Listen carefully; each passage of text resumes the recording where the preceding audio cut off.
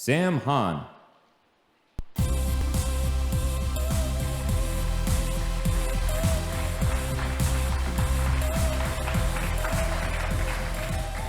Good afternoon. I have the distinct pleasure to talk about AI, something every one of you knows about. And so where am I going to actually put that in focus from an eGain standpoint? I have the privilege and pleasure of being eGain's technology evangelist. But let me also put that in context.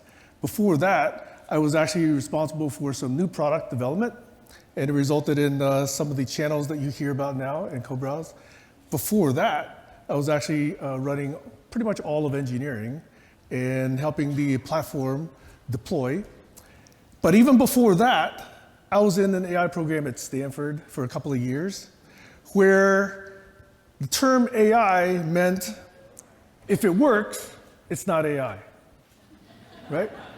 Because AI is what you don't understand. It's the boundary, it's the periphery, it's the bleeding edge of software innovation. So if it works, it was called a recommendation engine, or it was called analytics, or it was called a configurator, right? So in this context, I want to bring back that rather than talk about this bleeding edge and using all the hype around this term AI, I want to now focus on some of the work that we've been doing recently that is very concrete, very focused, and actually is generating some results that we're hoping you can actually leverage. So this talk is an invitation to engage in a conversation, because that's how transformation happens. It first begins with conversations that then lead to actions and decisions, okay? So in the context of customer experience, we're looking for ways that we can leverage AI and some of the machine learning technologies to improve how the experience for customers can be personalized, and how we can then be more proactive in offering some of our services, and in the theme that Laura and Ashu emphasized this morning, to provide the guidance, okay? Don't make the customer actually search for what they need to do. Now, from an aspect of, oh, they went backwards. From a perspective of what the agents want to do, you've also heard this before. We don't want agents to be looking around for information. We want it to be immediately at their fingertips, and they want to make sure that at the end of that session, they've got happy customers, right? That's how they're going to be evaluated. And what businesses want is they want certain efficiencies, they want certain scale, they want certain quality standards and consistency, and they want to make sure that the system is just improving day by day by day, learning, becoming more efficient, more scalable, and smarter, okay? So this leads to a really nice conflation of why AI right now, okay? Back when I was in the first round of AI, this is in the early 80s, we had people building expert systems. You remember those companies? Technology, IntelliCorp, Aon, and then another, which I will name later. I would characterize each of these as very knowledge intensive. But the problem was they were data poor. They were information poor. So you spent all this time interviewing knowledge experts, domain experts. You built this very great, very strong knowledge base, but they really had trouble getting data into these things. So the fact that we are now in a digital transformation stage where so much capability and infrastructure has been built up, where we have a lot of data now being pushed. You know, you heard John talk about, what, 1 million text messages per second across this infrastructure. We have a lot of data now that can actually be leveraged in order to extract some of these patterns and processes that we can now leverage. So the other thing that happened is there's been such strong work in this very, very specialized area called machine learning that if you go to Google, you go to Amazon, you go to open source, there's just a whole plethora of technologies now that you can actually leverage fairly quickly, okay? So we're actually opportunistically poised to actually leverage any one of these we want to. And so we began experimenting with this. We know last year we had a conversation about where do you think we should be applying some of this technology. We heard you, and so we actually began experimenting, okay? And we came up with some very, I would say some very good but surprising results. The first area that we actually ended up showing some really interesting results is in this growing domain that you all have recognized is just very hot these days, is chat. I mean, chat is just growing. You know, we at eGain have been offering chat, as you've heard already now, for ever since the inception of the company. But now it's just really exploding. So the volume of chat transcripts is really, really phenomenal right now. But what's the problem? When people get onto chat, and I have to admit, I do this myself. I go onto a site where I'm looking for help, and there's a chat window and a chat button that's available. I experiment sometimes. I sometimes just type in, help me, right? It's not very useful to the chatbot or the chat agent that's on the other side, but I want to know what they do. With some other sites, I go in and be very specific. I'm on this version operating system, I'm on this browser, I'm trying to do this, I try to do that, I see this, and I give them a screenshot, and I really try and experiment myself with what the response is coming back. So that's to identify the problem, which is in the first, let's say, 1 or 2 or 3 sentences of a chat transcript, how does the enterprise know what you want? Because that's where the agent first has to come on and say, you know, what did you buy? Did you already log this? Is this a follow-up call? Where do you live? Maybe what size did you order? All of these things, right? And so what I'm trying to figure out is how quickly can they get this information and how many round trips of Q&A or even web clicks does it really require? Here's another definition, by the way, that I know is informal. AI is effective to the extent that it can eliminate round trips. If it can eliminate a question and answer, if it can eliminate me making a decision and clicking on a button, if it can eliminate another step in the process that I have to go through in order to solve my problem, that's smart, okay? I don't care if it's agent invoked or whether it's automatically invoked, that's smart, and that's what I want to see, okay? So I want the enterprise to anticipate my need and then to give me that solution very quickly. So we took a look at chat transcripts because we've deployed chat now for hundreds of customers. We have a lot of data. We know about various different industries.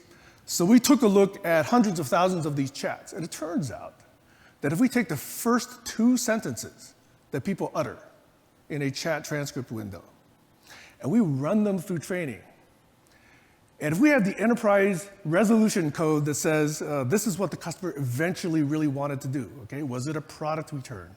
Was it a product inquiry? Was it a billing question? Was it, you know, something about fit, okay?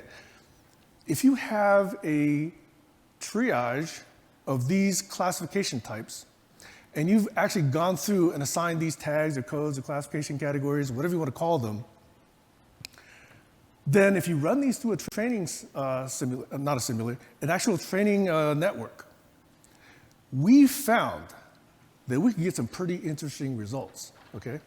Now, so that turned out to be the very first thing that we thought, wow, this is really exciting.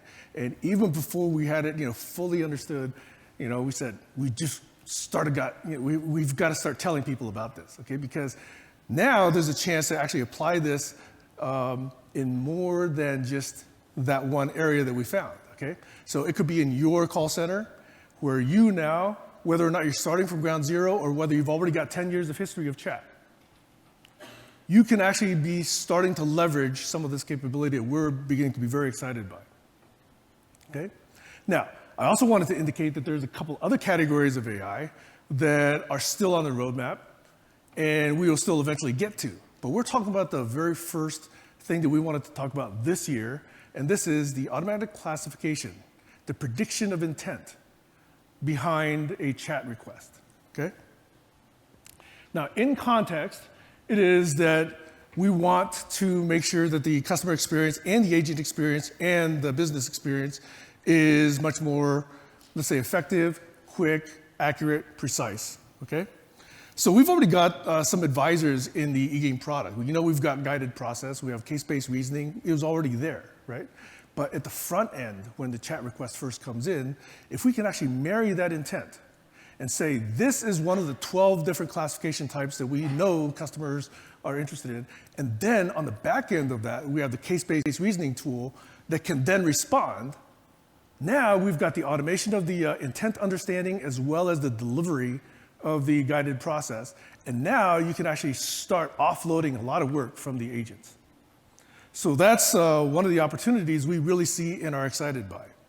Again, we're also taking this very, very agile approach.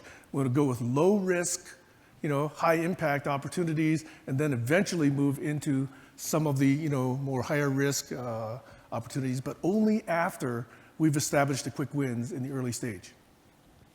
In another context, Ashu mentioned that this is the maturation of AI and machine learning, but we're now in the middle of this diagram, okay, where we are actually taking the chat transcripts and really trying to automatically infer the intent behind the chat request.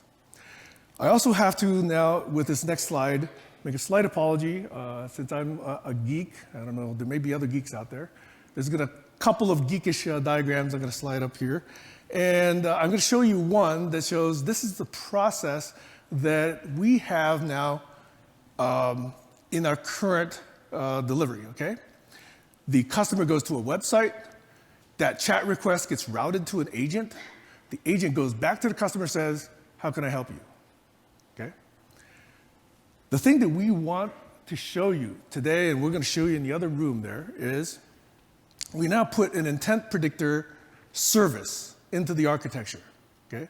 So now, after the customer says, this is what my problem is, the intent prediction engine, and we can give it 300 milliseconds or 200 milliseconds, whatever it is, if it comes up with a response, now that response can be provided to the agent.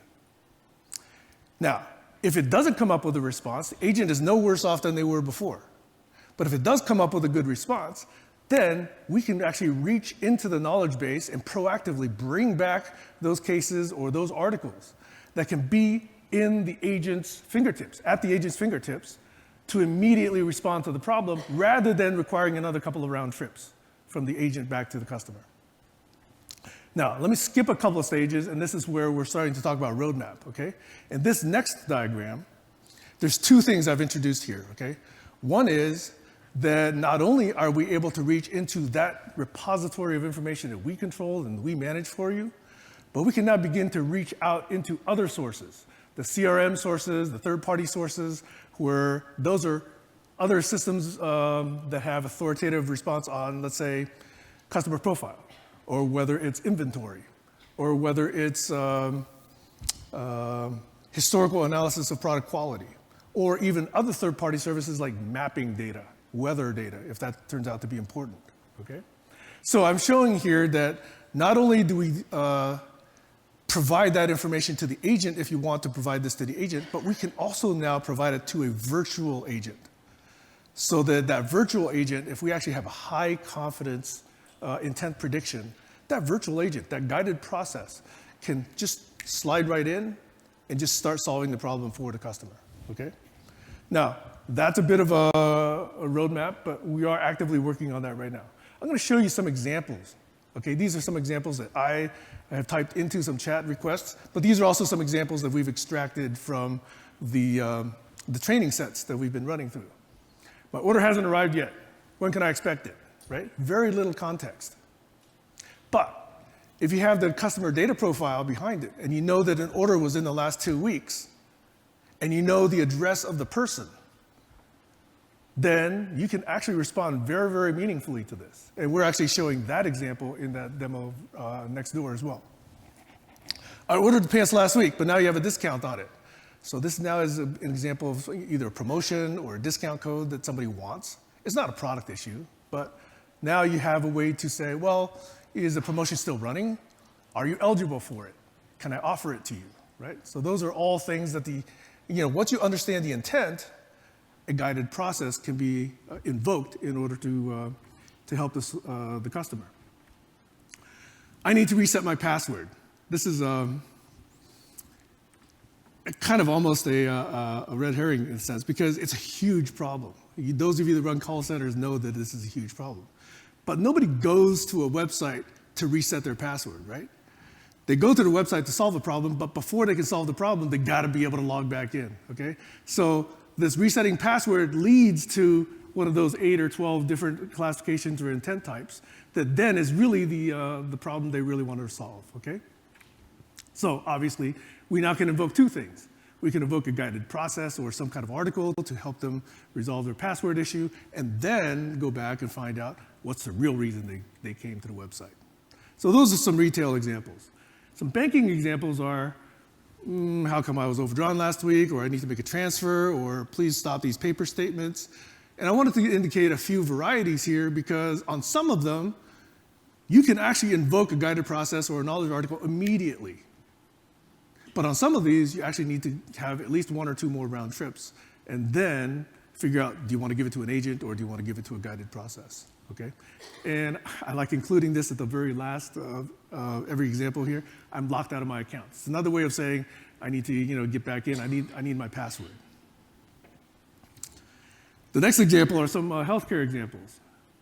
I need to sign up. Again, not very much context, a lot of back and forth required, okay? Am I eligible, and all the profile information I need to provide.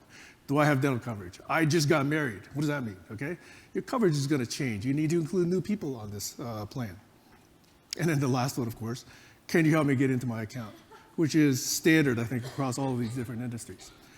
Now, this next chart is an indication of how quickly we can actually help you get started with this, okay?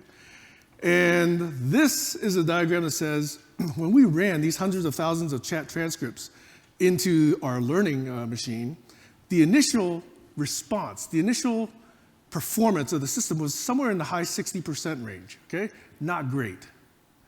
But what we're showing here is after training, running through about 8 or 10 epochs, training cycles, we're actually able to hit the high 70s, low 80s% prediction accuracy. That's actually pretty good. If you take a look at what's industry normal, it's in the 75, 80% range. So what we're saying is, if you give us a corpus of data, and you've got these classifications that are already logged, okay, so I'm gonna talk about the other case later, but if you've already categorized these chats, within, I mean, it depends on your data set, but for hundreds of thousands of chat examples, we're able to run each of these cycles in a couple of hours. So that means within a week, if you run these 10 times and tweak it a little bit, within a week, you can actually be in the high 70s, low 80s level of performance. That's actually pretty cool. Now, I'm going to talk later on about what happens if you start adding other information to this. But in the other example where you don't have this corpus of chat history, let's say you're just going to deploy chat tonight. I know at least one of you is actually deploying chat tonight, so I'm going to use that example. Let's say you don't have any history, okay? But immediately, with only a few dozen or a few hundred examples, we can start running training cycles. And it's going to start in the 50s, 60s, whatever, but at least we can get started that way. So don't think that not having chat for 10 years already is going to slow you down in doing this. We can immediately, with a time equals 0, with a T0 chat deployment example, within a few days, have enough data that you can actually start running this process. Okay, now I'm going to apologize again for another geeky slide, and that is that we intentionally put this machine learning service at the core of our infrastructure. The point being, we can now connect more dots, right? The first dot that we're connecting is with chat. But you can see how if we're now running more and more, and I mentioned earlier, for example, we're just doing this prediction intent with just the first 2 chat sentences. But if we now, with every text exchange, if we run that through our learning algorithm, we may get some useful information. Now, we haven't started those experiments yet, but we do want to do that. Another opportunity is, obviously, other things that are text-based. Email comes to mind. Routing of the chats comes to mind, to the right agent. And now, if you could include agent profile information into this, we know at least one of you, or possibly even 2 of you, are already starting to think about this. Do I want an agent that actually speaks my native language or knows my native culture, possibly is from the neighboring town or even in the same state, right? So it's not a matter of does the agent actually know the product knowledge, it's does the agent speak my language? That's actually something that has been taken into account by at least one or two of you, and that will actually then guide the chat routing, okay? I know I'm short on time, so I'm going to go immediately to this next slide here, which is that in our roadmap, we are looking at what can improve even this good 75 to 80% of prediction accuracy, okay? So there's the data that we have in our possession. There's the enterprise data that we can actually reach to because you've got APIs.